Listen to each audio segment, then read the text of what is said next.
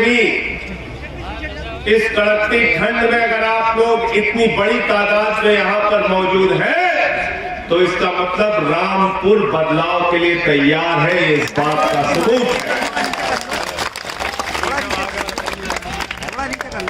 मंच पर आसीन हमारे जिला अध्यक्ष अंसार भाई, उत्तर प्रदेश के हमारे सह प्रभारी निर्मल मिश्रा जी, प्रदेश के सचिव, प्रदेश के उपाध्यक्ष हैदर भाई, मंच पर शहीद किसान बाबा कश्मीर सिंह साहब के बेटे लखविंदर सिंह लाडी साहब मौजूद हैं, डॉक्टर एपी सिंह जी जो प्रदेश के अध्यक्ष हैं ओबीसी सेल के, डीएम खट्टा साहब जो रिटायर्ड डिप्टी एसपी है, हैदर साहब का नाम मैंने लिया, प्रदेश के उपाध्यक्ष हैं, आसिफ मियां साहब अल्पसंख्यक प्रकोष्ठ के प्रदेश के सचिव हैं, और स्वार से हमारे प्रत्याशी हैं जाबिर हुसैन साहब जिला अध्यक्ष है मुरादाबाद के, हुदा जरीवाला जी जो प्रदेश की प्रवक्ता है हमारी, नरगिस खान जी जो प्रदेश की सचिव है, महिला विंग की पप्पू अंसारी जी जिला उपाध्यक्ष है, जाहिद अंसारी साहब जिला के सचिव हैं, समीना बी साहब महिला मंडल अध्यक्ष हैं, डॉक्टर नाज महिला जिला उपाध्यक्ष है, फायजा बी, नाजिया खान, नगमा खान, महबूब जहां, रजिया बी, अविनाश तपन साहब जिला अध्यक्ष हैं SC/ST विंग के, अनिल राज जी जिला अध्यक्ष हैं मजदूर प्रकोष्ठ के। ये तमाम साथी हमारे जिनका नाम छूट गया उनसे मैं माफी चाहता हूं। बहुत सारे हमारे साथी मंच पर मौजूद हैं जिन्होंने आज के इस जलसे को, आज के इस प्रोग्राम को सफल बनाने में अपनी भूमिका निभाई है। सबका मैं हृदय से स्वागत और अभिनंदन करता हूं। साथियों और दोस्तों, पिछले लगभग 5 साल से उत्तर प्रदेश में बाबा आदित्यनाथ जी की सरकार चल रही है। एक ऐसी सरकार जो भ्रष्टाचार खत्म करने के नाम पर आई, गुंडाराज खत्म करने के नाम पे आई, कानून व्यवस्था ठीक करने के नाम पर आई, लेकिन पिछले 5 साल में हमने देखा कि बाबा जी के राज में हाथरस कांड होता है। हाथरस का कांड जहां एक गरीब वाल्मीकि समाज की बेटी के साथ गैंगरेप होता है, गैंगरेप करने वालों के साथ सरकार खड़ी हो जाती है और उस गरीब की बेटी को रात में 2 बजे जला दिया जाता है। उसका विरोध करने जब हम लोग पहुंचे तो हम भी साथ थे, फैसल लाला भी साथ थे, रामपुर के लोग भी हमारे साथ थे। हमारे ऊपर हमला किया जाता है, हमारे ऊपर हमला कराने का काम ये सरकार करती है। हमने देखा कोरोना की महामारी में हर घर में मौत हुई, गंगा नदी की घाट पर लोगों की लाशें सड़ी हुई पाई गई, कहीं कुत्ते नोच रहे थे, कहीं चील कौवे खा रहे थे। हमने देखा इस सरकार में कोरोना की महामारी में जब लोगों की जान जा रही थी, उस वक्त आदित्यनाथ की सरकार 800 का ऑक्सीमीटर 5000 में खरीद रही थी, 1600 का थर्मोमीटर 13000 में खरीद रही थी, और 8 लाख रुपए के लिए बच्चों का वेंटिलेटर जो आता है वो 22 लाख रुपए में खरीद रही थी। यानी ये सरकार कोरोना की महामारी के दौरान भी दलाली और भ्रष्टाचार में डूबी हुई थी। ये भ्रष्टाचारियों की सरकार है, भ्रष्टाचार दूर करने वालों की सरकार नहीं। एक ऐसी सरकार उत्तर प्रदेश में चल रही है, जब भी मैं कोई इनका घोटाला खोलता हूं मेरे ऊपर मुकदमा लिख देते हैं। बाबा जी ने 21 मुकदमा किया मेरे ऊपर, 21 मुकदमा, और राष्ट्रद्रोह का मुकदमा अलग लगा दिया। 21 मुकदमा लगाया, पार्टी का दफ्तर बंद करा दिया, घर पे पुलिस वालों को भेज दिया, बोले संजय सिंह कहां है, उसको पकड़ना है। मैं दूसरे दिन विधानसभा के अंदर पहुंच गया, मैंने कहा बाबा जी मैं यहां हूं, मुझे पकड़ के दिखाओ।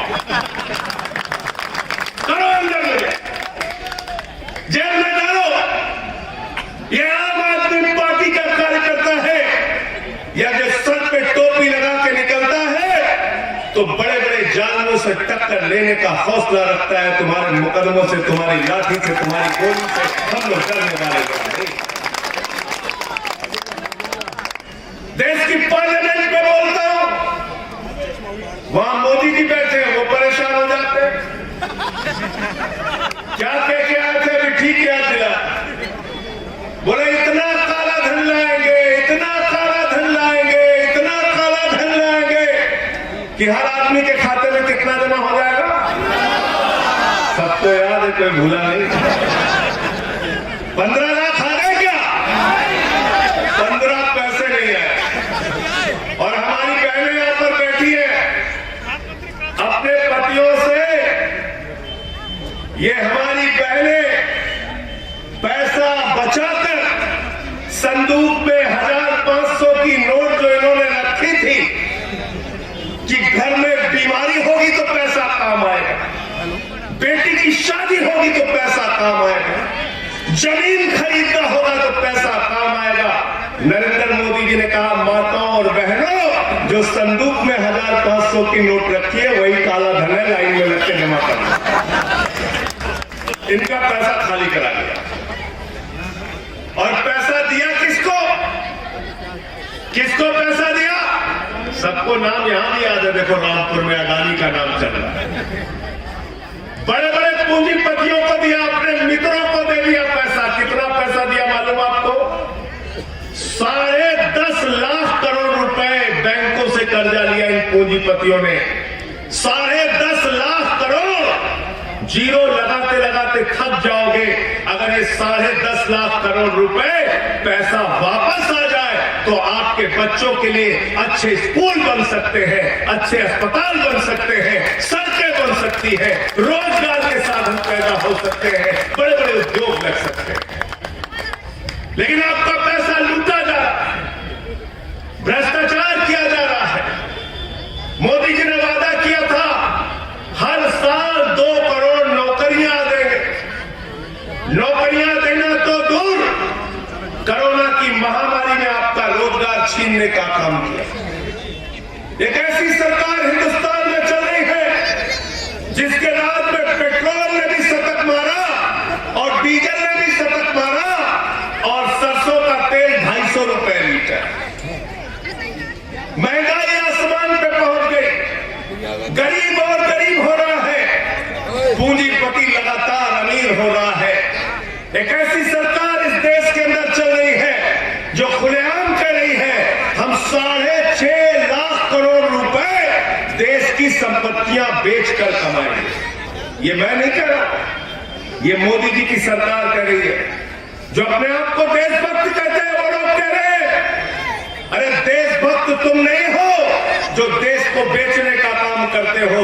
देशभक्त वो है जो अपने खून पसीने से देश को आगे बढ़ाने का काम कर रहे हैं। ये रामपुर के लोग, ये उत्तर प्रदेश के लोग जो श्रम करते हैं, मेहनत करते हैं, जो किसान है, मजदूर है, वो देशभक्त है।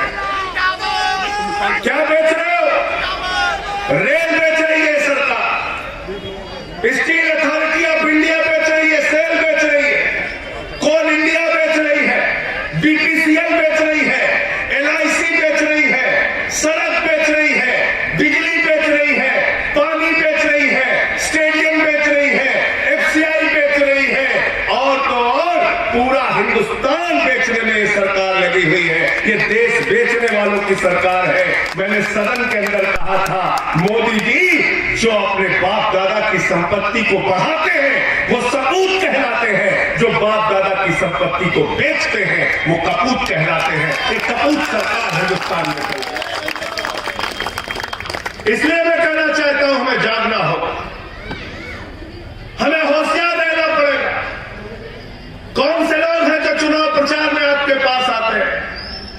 केजरीवाल जी आते हैं, वो क्या कहते हैं? भाइयों और बहनों, स्कूल होना चाहिए कि नहीं होना चाहिए, अस्पताल होना चाहिए कि नहीं होना चाहिए, फ्री बिजली होनी चाहिए कि नहीं होनी चाहिए, नौजवानों के लिए रोजगार होना चाहिए कि नहीं होना चाहिए। नरेंद्र मोदी जी आते हैं, योगी बाबा आते हैं, तो क्या कहते हैं? गांव गांव में शमशान होना चाहिए कि नहीं होना चाहिए? कहते हैं कि नहीं कहते? इतनी बड़ी मनहूस पार्टी है गांव गांव में शमशान बना। हमें शमशान नहीं चाहिए, हमें अपने बच्चों के लिए अच्छे स्कूल चाहिए जिसमें नमक रोटी नहीं अच्छे खाने दिए। हमको शमशान नहीं चाहिए, हमें अस्पताल चाहिए जहां हमारी मां का इलाज हो सके, जहां उस बच्ची को जिसको टाका लगाने में कई घंटे लगे और उसको अपनी जान गंवानी पड़ी, उसका इलाज हो सके। नहीं चाहिए शमशान हमें उद्योग धंधे चाहिए, व्यापार चाहिए, सड़कें चाहिए, बिजली चाहिए, पानी चाहिए। हिंदुस्तान तब आगे बढ़ेगा जब गरीब आदमी को आप ताकत देंगे, उनको बढ़ाने का काम करेंगे। और ये काम अगर हिंदुस्तान में कोई सरकार कर रही है तो अरविंद केजरीवाल की आम आदमी पार्टी की सरकार दिल्ली में कर रही है। मैं कहना चाहता हूं, जाइए और एक बार देखकर, ज्यादा दूर नहीं है दिल्ली आपसे। जब केजरीवाल जी मुख्यमंत्री बने, सरकारी स्कूलों में जाते थे, मकड़ी के जाले लगे रहते, टाट पट्टी पर बैठ के बच्चे पढ़ते थे। बच्चियों के लिए टॉयलेट का इंतजाम स्कूलों में नहीं था। आज उन्हीं सरकारी स्कूलों में आपके बच्चों की पढ़ाई के लिए एयर कंडीशन कमरे बने हैं, स्विमिंग पूल का निर्माण हुआ है, एथलीट के ग्राउंड बने हैं, हॉकी के ग्राउंड बने। आज उन्हीं सरकारी स्कूलों में वहां के टीचर्स को विदेशों में हमने ट्रेनिंग कराया। और पिछले 5 साल से रामपुर के लोगों आपको जान के हैरानी होगी, पिछले 5 साल से इंटर का रिजल्ट सरकारी स्कूलों का प्राइवेट स्कूल से बेहतर आ रहा है। आज हजारों रुपए की फीस, लाखों रुपए की डोनेशन दे के लोग अपने बच्चों को प्राइवेट स्कूल में नहीं पढ़ाते, बल्कि वो कहते हैं हमें केजरीवाल के सरकारी स्कूल में अपना नाम लिखवाना।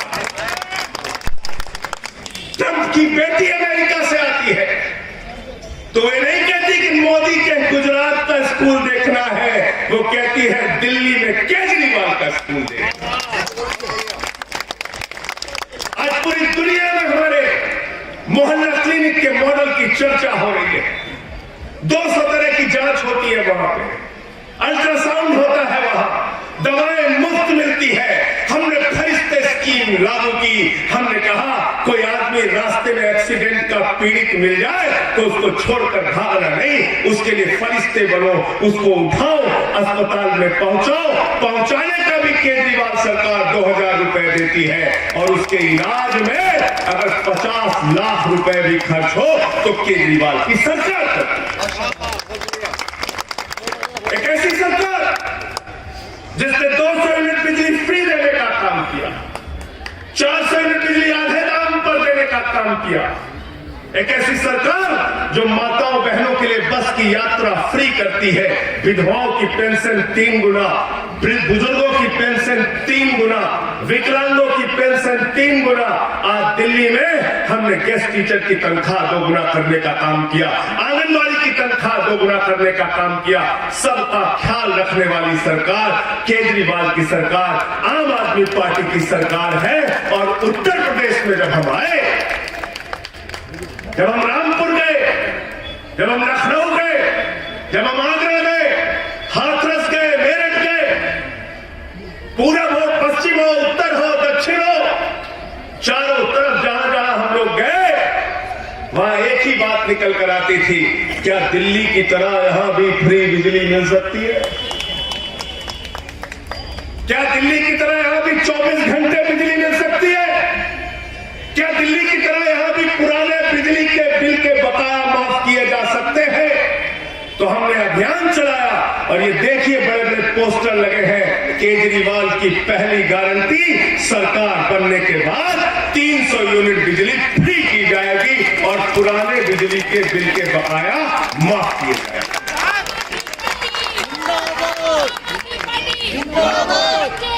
अगर होली के त्योहार के पहले सरकार बन गई तो मैं हिंदू मुसलमान दोनों भाइयों से कहना चाहता हूं, अपने घर का बिजली का बिल लेकर जाना और उसी होलिका में उसको जला देना, पुराने बिजली का बिल।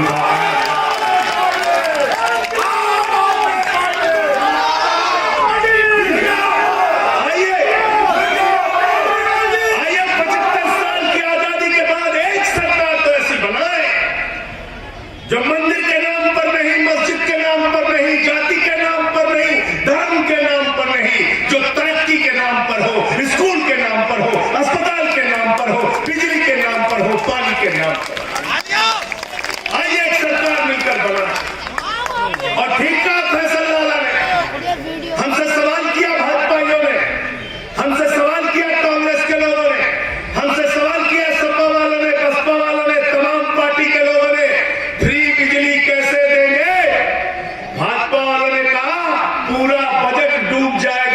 मैंने कहा अगर बजट डूबना होता तो केजरीवाल का बजट जाकर देख लो, मुनाफे का बजट है फ्री बिजली देने के बाद।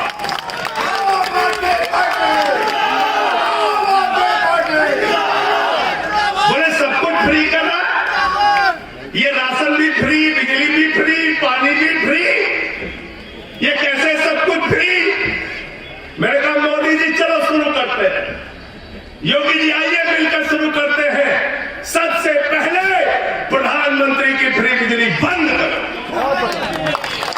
होना चाहिए कि नहीं होना चाहिए? भाइयों और बहनों, प्रधानमंत्री की बिजली बंद होनी चाहिए कि नहीं होनी चाहिए? आइए मिलकर योगी आदित्यनाथ की फ्री बिजली बंद करते हैं। मैं सांसद हूं, लेकिन मैं भी कह रहा हूं 5000 यूनिट महीने का फ्री बिजली मिलता है हमको, बंद करो फ्री बिजली। मंत्रियों की फ्री बिजली बंद करो, विधायकों की फ्री बिजली बंद करो, राष्ट्रपति की फ्री बिजली बंद करो। अगर उनकी फ्री बिजली बंद नहीं कर सकते तो गरीब जनता को 300 यूनिट बिजली फ्री दो। ये उनका पैसा है जिससे तुम फ्री बिजली लो। ये पैसा किसका है भाई? बाबा जी जो हेलीकॉप्टर में गड़गड़ाते हैं, किसका पैसा है? किसका पैसा है? आपका पैसा। ये डीएम, एसपी, ये मंत्री, ये विधायक, ये सांसद, ये जो बड़ी बड़ी गाड़ियों से चलते हैं, किसका पैसा है? किसका पैसा है? तो केजरीवाल जी आपका पैसा आपके लिए लगाते हैं और भाजपा, कांग्रेस, सपा, बसपा वाले आपका पैसा लूट कर ले जाते हैं। ये बुनियादी फर्क। गलत तो नहीं कह रहा हूं? गलत तो नहीं कह रहा हूं? तो इसलिए क्या कहते हैं भाजपा कांग्रेस के लोग? कहते केजरीवाल को राजनीति नहीं आती। मैंने कहा बिल्कुल ठीक कहा बेईमानो, केजरीवाल को लूटने और भ्रष्टाचार करने की राजनीति नहीं आती, केजरीवाल को फ्री बिजली कैसे देना ये राजनीति आती है। और उसमें तुम फिसड्डी हो। तुम्हारी मनहूस पार्टी ने गांव-गांव में शमशान बनाने की ऐसी बात कही कि कोरोना की महामारी में गांव-गांव में शमशान बन गया, शमशान बन गया। ऐसे मनहूस लोगों को उत्तर प्रदेश की सत्ता से हमें हटाना है। एक कहानी सुना के मैं अपनी बात को खत्म करूंगा। एक बार एक हंस और हंसनी हरिद्वार से भटकते भटकते भटकते रेगिस्तान के इलाके में चले गए। ध्यान से सुनना ये कहानी।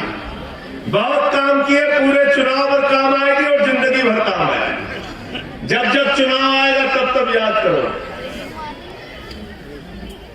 तो एक बार एक हंस और हंसनी हरिद्वार से भटकते भटकते रेगिस्तान के इलाके में चले गए। रेगिस्तान का इलाका था। हंसनी परेशान हो गई।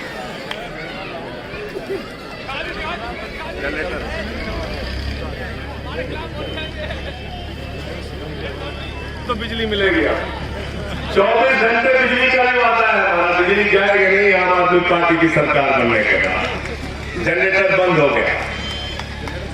नहीं, मैं दिल्ली की बात कर रहा हूं। दिल्ली में जनरेटर बंद है। वहां जनरेटर का, इन्वर्टर का इस्तेमाल नहीं होता है।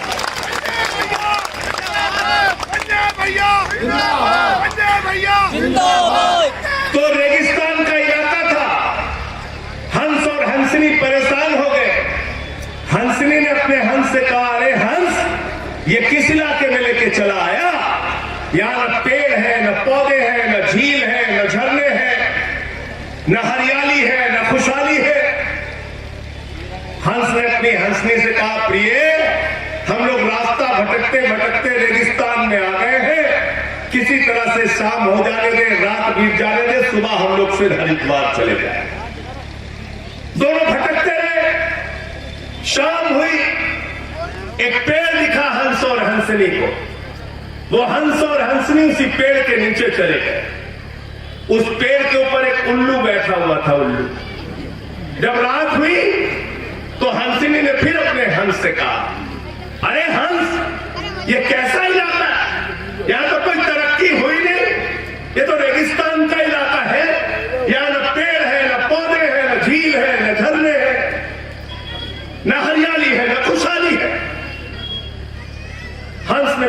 हंसनी को समझाया, प्रिय किसी तरह से रात तो बीत जाने दे, सुबह होगी हम लोग हरिद्वार चले जाएंगे। रात बीती, सुबह हुई, हंस अपनी हंसनी को लेकर हरिद्वार की तरफ चलने लगा। वो उल्लू पेड़ से नीचे आ गया, उसने हंसनी का हाथ पकड़ा और कहा कि मेरी पत्नी को लेकर कहां जा रहा है हंस? हंस हैरान हो गया, उसने कहा अरे मैं हंस हूं, ये हंसनी है, मैं इसका पति हूं, ये मेरी पत्नी है, तू तो उल्लू है, ये तेरी पत्नी कैसे हो गई? तो उसने कहा खामोश हो जाना, ये इलाका हमारा है, यहां के आदित्यनाथ हम ही है। जो कह दिया वो कह दिया, लेके जा नहीं सकते इसको। हैरान हो गया हंस, दोनों में झगड़ा हो गया, उल्लू और हंस लड़ने लगे। गांव की पंचायत बुलाई गई, कई गांव के लोग इकट्ठा हो गए, पंच आपस में बैठे। पंचों ने कहा भाई मामला क्या है? हंस ने कहा जी मैं हंस हूं, ये हंसनी है, मैं इसका पति हूं, ये मेरी पत्नी है। ये उल्लू कह रहा है हंसनी उसकी पत्नी है, आप ही लोग फैसला कर दो। पंचों ने कहा भाई बहुत गंभीर मामला है, थोड़ा चिंतन करना पड़ेगा, विचार करना पड़ेगा। पंच लोग किनारे गए, एकांत में बैठ गए। उन्होंने कहा भाई देखो हंस बात तो ठीक कह रहा है, हंसनी पत्नी तो हंस की है, लेकिन ये हंस और हंसनी तो अभी हरिद्वार चले जाएंगे, हम लोगों को तो रहना उल्लू के बीच में है, इसलिए फैसला उल्लू के हक में सुनाना। समझ गए आप लोग? पीछे तक सब समझ गए, ताली बजा दो जो लोग समझ गए। पंच लोग वापस आए, पंचों ने कहा भाई फैसला हो गया। हंस ने कहा जी क्या फैसला हुआ? बोले फैसला ये हुआ है कि हंसनी उल्लू की पत्नी है और हंस को गांव छोड़कर जाने की इजाजत दी जाती है। हंस रोने लगा, चीखने लगा, चिल्लाने लगा। उन्होंने कहा कैसे पंचों के बीच में आ गया? उल्लू को मेरी पत्नी दे दी, मुझे गांव छोड़ने को कह रहा है। रोकर चीख कर चिल्लाकर जब वो हंस आगे बढ़ने लगा हरिद्वार की तरफ, उल्लू फिर उसके पास गया, उसने हंस का हाथ पकड़ा, उसने कहा मित्र हंस रुको, कहां जा रहे हो? हंस ने कहा अरे उल्लू मेरी पत्नी ले ली, अब मेरी जान लेगा क्या? उसने कहा ना तुम्हारी पत्नी लूंगा ना तुम्हारी जान लूंगा, लेकिन कल रात को जब तुम्हारी पत्नी ये कह रही थी ये इलाका वीरान क्यों है, ये इलाका रेगिस्तान क्यों है, यहाँ पेड़ पौधे हरियाली और खुशहाली क्यों नहीं है, तो मैं बताना चाहता हूं मित्र हंस, यहाँ ऐसे पंच रहते हैं जो उल्लुओं के हक में अपना फैसला सुनाते हैं।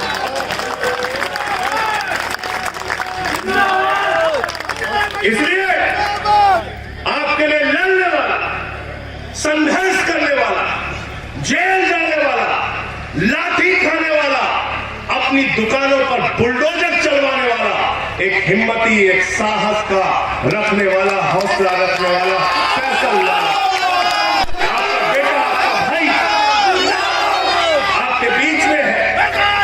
अगर इसने परिश्रम किया है, आपकी लड़ाई लड़ी है, आपकी आवाज उठाई है और तमाम जोखिम बर्दाश्त किए हैं, तो मैं आपसे हाथ जोड़कर अपील करता हूं, इनके चुनाव निशान बटन पे अपना वोट देके इनको जिताने का काम करना।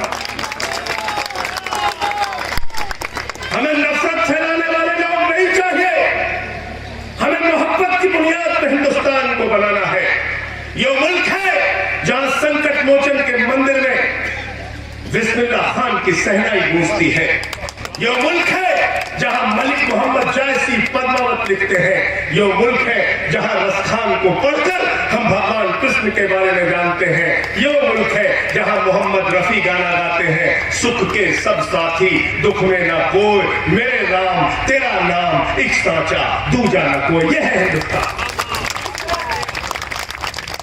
इस हिंदुस्तान की खूबसूरती को जो मिटाने की कोशिश करेगा, हमारे सेकुलरिज्म, हमारी धर्मनिरपेक्षता को जो मिटाने की कोशिश करेगा, उन सबसे मैं कहना चाहता हूं, ये मुल्क बाबा साहब के संविधान से चलेगा, किसी योगी और मोदी के फरमान से नहीं चलेगा। और इसके लिए हम आपसे लड़ते रहेंगे, संघर्ष करते रहेंगे। हमारी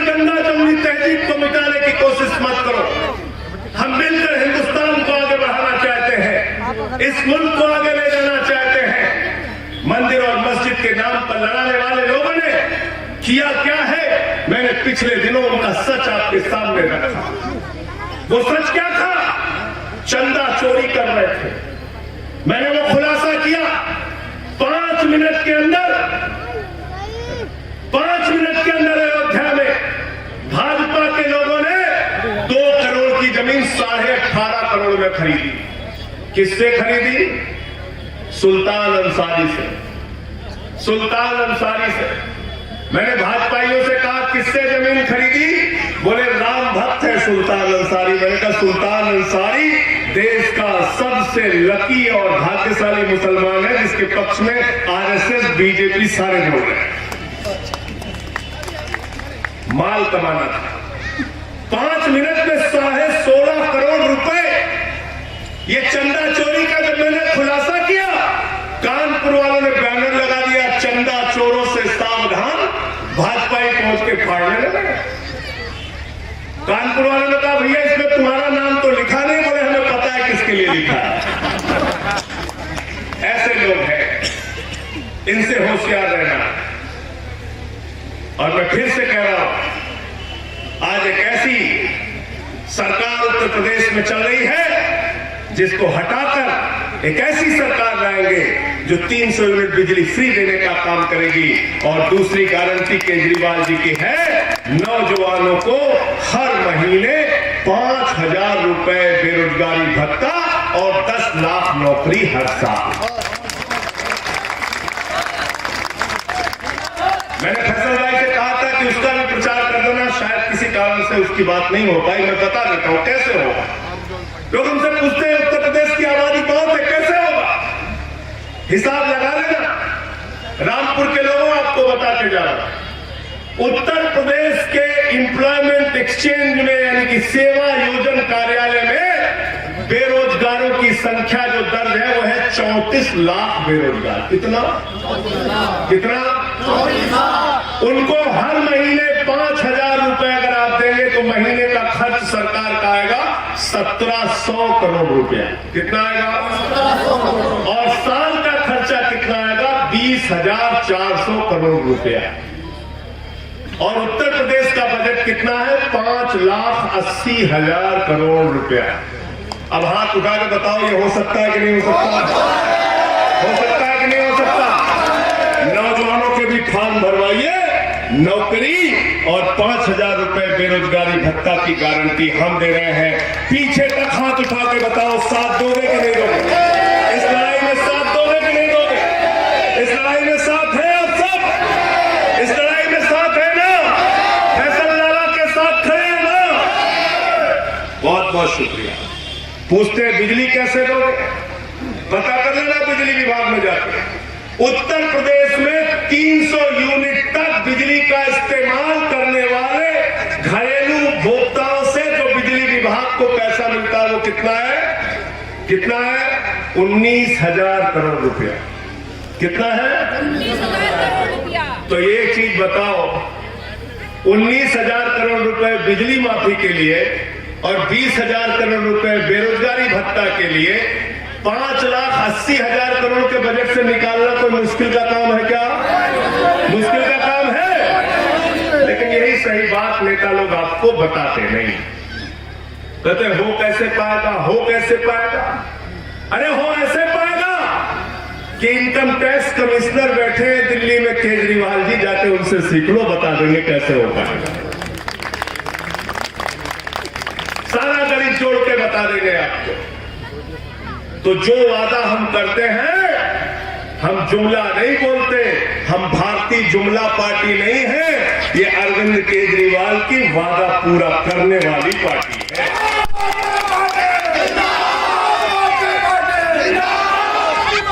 गारंटी देने वाली पार्टी है। गारंटी देके कहती है हम ये कह रहे हैं और इसको हम करेंगे। 20,000 करोड़ रुपए का मतलब क्या हुआ?